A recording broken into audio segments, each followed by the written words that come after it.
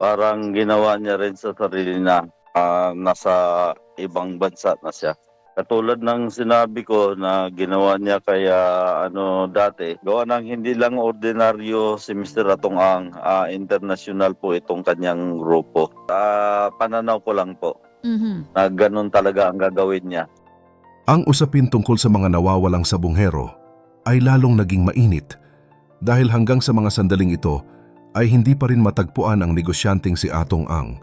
Maraming mga ari-arian na ang ginalugad ng mga pulis mula sa mga malalawak na farm sa Laguna hanggang sa mga mansyon sa Maynila, pero tila ba naglaho na parang bula ang taong ito. Dahil sa tagal ng paghahanap, marami na ang nagtatanong kung nandito pa nga ba siya sa loob ng bansa o kung nakahanap na ba siya ng paraan para makalabas at makapagtago sa ibang lugar.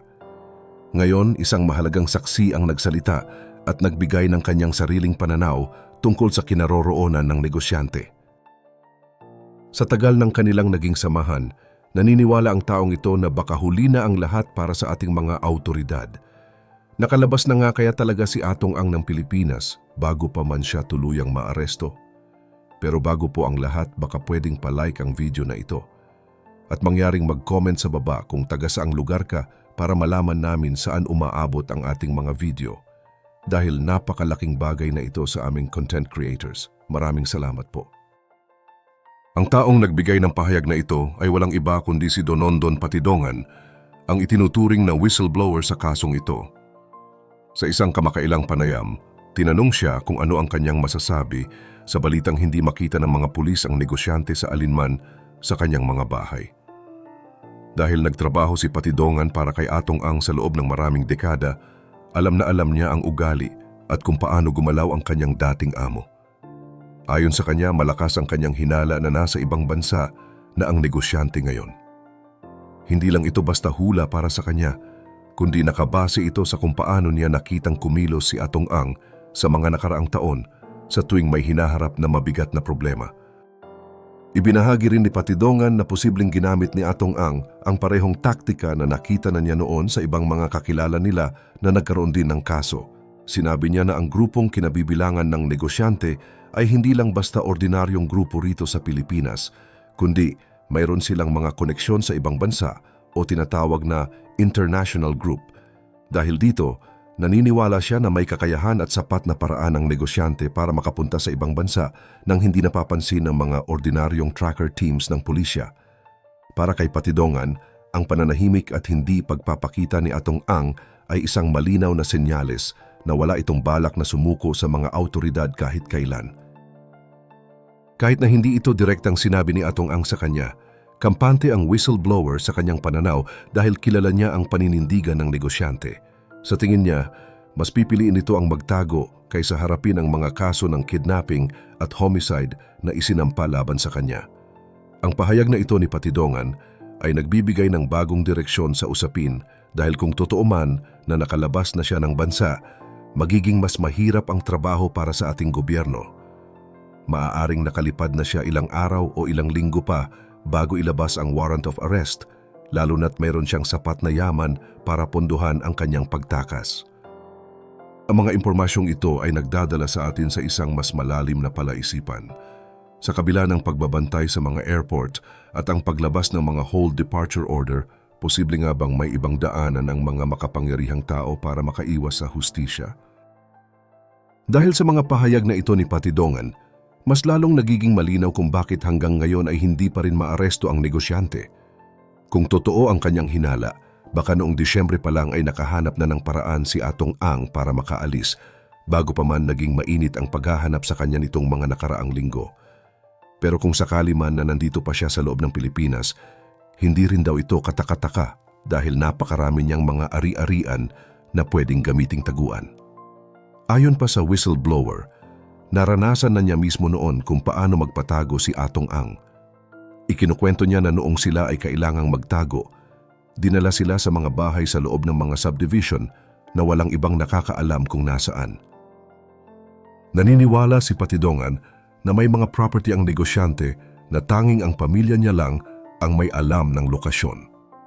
Ito ang dahilan kung bakit kahit anong gawing surveillance o pagbabantay ng mga pulis sa mga kilalang address niya, ay wala silang nakikita Habang ang Philippine National Police at NBI ay nakatuon sa mga farm at mansion na nakarehistro sa pangalan ni Ang, baka raw may mga sikretong bahay pa ito sa mga eksklusibong subdivision na hindi pa nadadaanan ng mga autoridad. Ang nakakapagtaka lang ay hanggang ngayon, wala pa ring direktang pakikipag-ugnayan ang mga pulis kay Patidongan para kumuha ng karagdagang impormasyon na makakatulong sana sa kanilang operasyon. Naglabas din ng balita ang CIDG na posible raw na may mga aktibo o retiradong opisyal ng pulisya ang nagtatago o nagkakanlong kay Atong Ang. Ngunit para kay Patidongan, malabong mangyari ito base sa kanyang pagkakakilala sa ugali ng negosyante.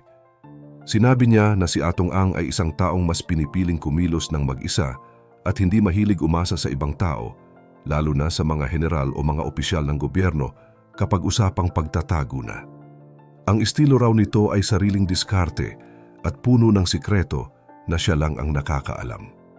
Kung nandito man siya sa bansa, malamang ay nasa isang subdivision siya na pagmamay-ari niya o kaya ay pagmamay-ari ng mga taong talagang pinagkakatiwalaan niya at siya mismo ang nagpondo para mabili.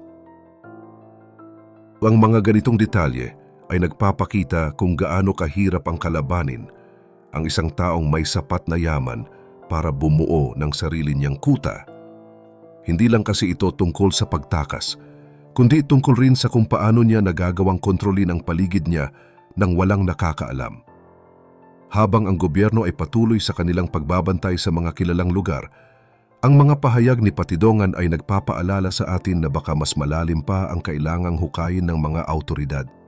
Sa dami ng mga koneksyon at perang pwedeng gamitin ni Atong, ang bawat subdivision o bahay na hindi nababantayan ay pwedeng maging ligtas na lugar para sa isang taong ayaw magpahuli sa batas. Magkakaalam, share ko lang story ko. Dumating ako sa point na isang income lang hindi na sapat para sa pamilya ko. Kaya naghanap ako ng extra income at oo, marami rin akong pinagsisihan na online courses at online materials. Pero may natutunan ako. Dahil doon, unti-unting guminhawa ang buhay ko. May savings na, may bahay, may sasakyan, at nakakapag-travel abroad. Kaya gusto ko lang i-share ang mga nakatulong sa akin. Inipon at compile ko lahat ng online course at online materials na alam kong makakatulong din sa iyo. Litan ang link sa description at comment section. Sa kabila ng mga nakakalitong balita tungkol sa kung nasaan na ba talaga si Atong Ang, hindi rin natin pwedeng kalimutan ang kalagayan ng mga taong naglalakas loob na magsalita laban sa kanya. Sa ngayon, ang whistleblower na si Donon Patidongan at ang kanyang dalawang kapatid ay nasa ilalim na ng Witness Protection Program para masigurado ang kanilang kaligtasan. Ayon kay Donon, kahit papaano ay nararamdaman naman nilang ligtas sila, pero hindi maikakaila ang bigat ng kanilang pinapasan. Nanawagan din siya sa mga opisyal ng CIDG na sana ay mapagbigyan ang kanilang mga hinihiling para sa kanilang seguridad dahil alam nila ang tindi ng kalaban na kanilang hinaharap. Hindi madali ang maging testigo laban sa isang makapangyarihang tao, lalo na kung ang usapan ay tungkol sa mga buhay na nawala. Isang mahalagang punto na binanggit ni Donon ay ang pagkadismaya niya sa takbo ng mga kaso. Nagtataka siya kung bakit parang nakatutok lang ang lahat kay Atong Ang samantalang marami pang ibang pangalan ang sangkot sa isyong ito. Binanggit niya ang mga individual gaya ni na Jerry Ramos, Joseph Lumbad, Eric De La Rosa at maging ang pangalan ni Mayor Bern Tacoy. Para sa kanya, ang nangyaring ito sa mga sabonghero ay maituturing na isang malawakang plano o corporate killing na hindi lang iisang tao ang nagpatakbo. Naniniwala siya na dapat ay managot ang lahat ng mga nabanggit na opisyal at empleyado dahil bawat isa sa kanila ay may naging papel sa madugong sinapit ng mga biktima. Ang panawagan ni Donon ay isang paalala na ang hustisya ay hindi dapat pumipili ng kakampi o tinitignan ang yaman ng isang akusado. Bilang tatayong state witness, malaki ang inaasahan sa kanya para mabigyan ng linaw ang lahat ng mga katanungan ng mga pamilyang naghahanap pa rin ng katarungan.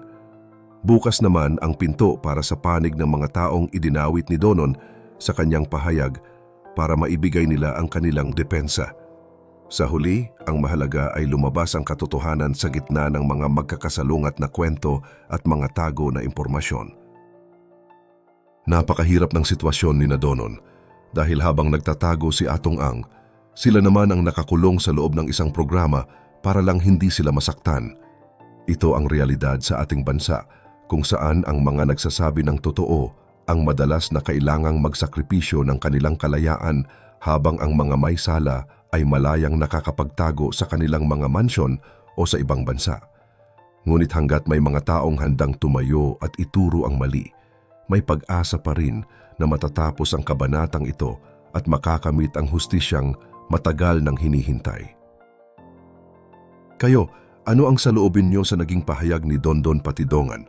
Sa tingin nyo ba ay dapat ding habulin ng batas ang lahat ng mga pangalang binanggit niya o sapat na mahanap muna si Atong Ang para magkaroon ng linaw ang lahat?